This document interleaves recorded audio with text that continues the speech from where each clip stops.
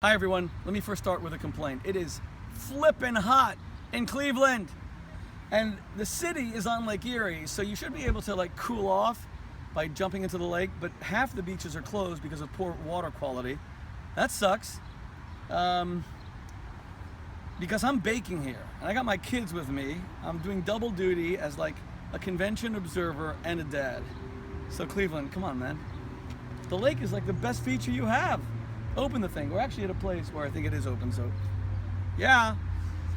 Last night, the convention highlight was definitely the speech by Melania Trump. I don't know a lot about her. I knew she was a model, Donald Trump's wife, mother. I didn't know much more. And she kind of really impressed me with a moving speech, maybe for the first time in this whole presidential race, about value. She spoke about her parents, how they raised her to show respect for everyone. She spoke about the value of hard work. She spoke about how her husband wanted to be the president. She said Muslims, Jews, Christians, Latinos, African Americans. Why haven't we heard a speech like that before?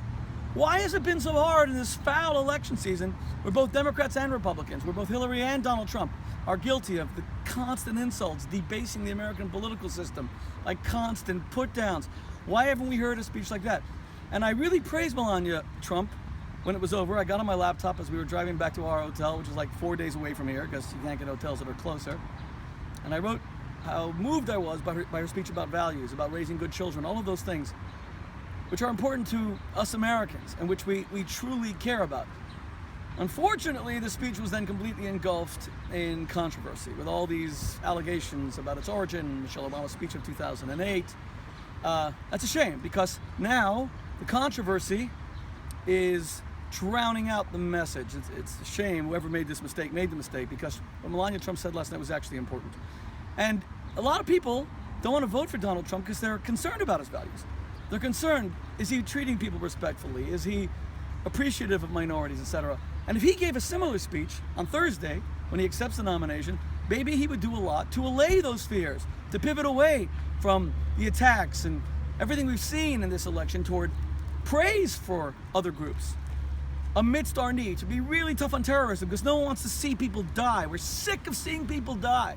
We're sick of seeing monster terrorists just mow people down with machetes and guns and trucks. I get all that, and we cannot let people who are going to murder us into this country, but we can't ban a whole religion either, because we don't believe in collective guilt in America. We believe in individual responsibility and accountability. So let's focus on what Melania Trump said. Whoever has to take responsibility for the origins of that speech, and the campaign should. And one more thing the Trump campaign can finally learn to do is, if you make mistakes, and we're all human, we're all fallible, but not all of us are the Pope living with papal infallibility, say you're sorry.